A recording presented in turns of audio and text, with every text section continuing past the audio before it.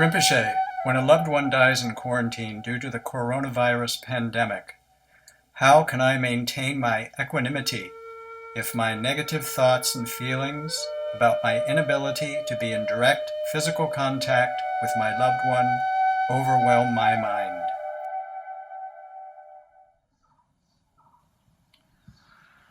Now, of course, this is not just about custom. It's something quite instinctual that we want to be fully present with our loved ones at a critical time, with death, sickness, bereavement, and so on, to offer direct care, to offer direct support, whether it's our parents, whether it's our children, partners, or whoever needs us. So, understandably, it's a real hardship when circumstances prevent us from being able to be fully present to do that, especially when we're only too eager to provide that presence. And yeah, of course, this is not a rare, one-off stroke of bad luck, like a canceled flight holding people at the moment. No, it's something that many people have struggled. Many people have struggled with due to the COVID-19 pandemic this year and the lockdown restrictions that have been, in place.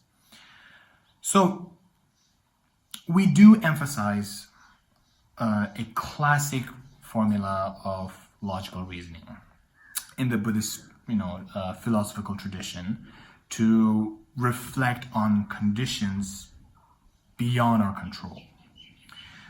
Like Shantideva's famous line, if a problem can be solved, what's the point of worrying? If a problem cannot be solved, how worrying is going to help? Now, I know such lines can be kind of misused as a platitude, but this logic, this logic is true. It's just that it affects us at the conceptual level rather than the heart level.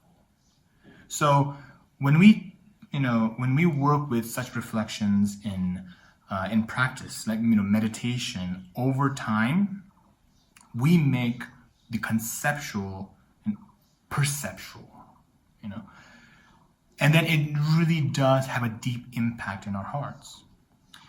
So where such reflections become a platitude is when it's not an abstract analysis, but the situation we're facing. So it's not just about our own peace of mind, but about how we're prevented from doing what we feel that we need to do for our loved ones.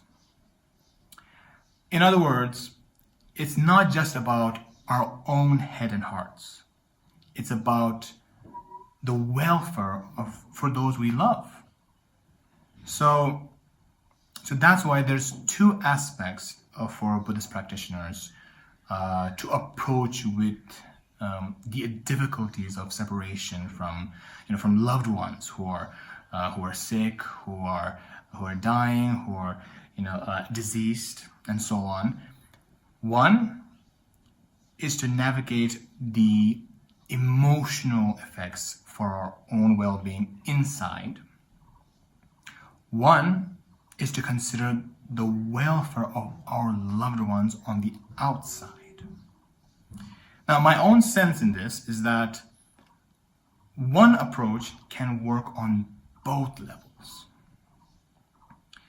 Well, at least that's what I found when my maternal grandmother passed away. I wasn't with her. I'll explain a little bit on that. in the case of my grandmother, Ai, we call her, she was a very devout Buddhist. So it helped that my resources to the Dharma in this is what I know she absolutely resonated with. And since she took care of me from a very young age, showing me so much love, so much care, so much devotion.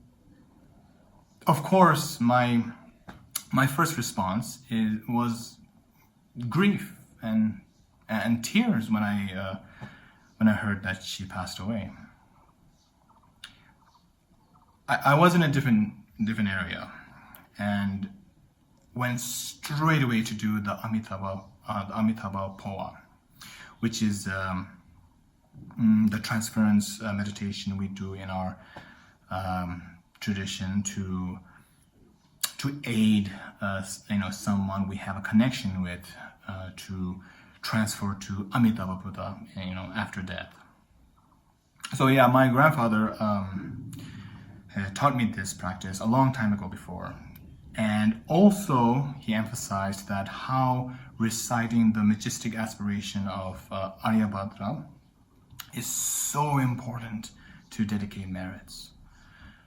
So I did it. I did those with all my heart and felt that although I couldn't be with her physically when she passed away, as I was in a different part of the country.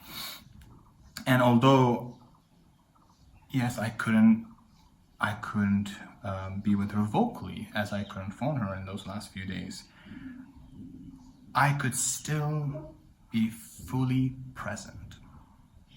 I could be fully present with my mind, with my heart and mind. The Buddha said in the Udana Varga Sutra that mind is chief. So this really helped me. So yeah, I couldn't talk to I couldn't be with her physically. I couldn't talk to her and I couldn't hold her hand, but I could hold her in my heart. And I had to make sure that my heart was as bright and beautiful as possible to hold her there through gratitude, through loving kindness and compassion. So yeah, even if we could, physically support our loved ones through sickness and death and so on, it's still mind. The mind is most important to generate the gratitude, the compassion to dedicate merit that can really, really help, really benefit our loved ones, as the Buddha explained it so many times in the sutras. Merit has an impact for ourselves and others, especially when someone passed away. So, especially when someone passes away, we consider the first 49 days after death as very important because in the pardo, the transition state to the next life, consciousness is said to be 7 times more sensitive. So the blessings of dedicating merits have a tremendous impact. Just chanting the words of the prayers, or physically lighting candles and lighting incense and so on, is not how that tremendous impact occurs. It's through the fullness of heart and mind behind the actions and words. Then, with a peaceful, focused, loving mind aligned with the interdependent acts of making merits that are recommended by, in the sutras, by the Buddha, to dedicate to our loved ones, definitely we can benefit them no matter where we are.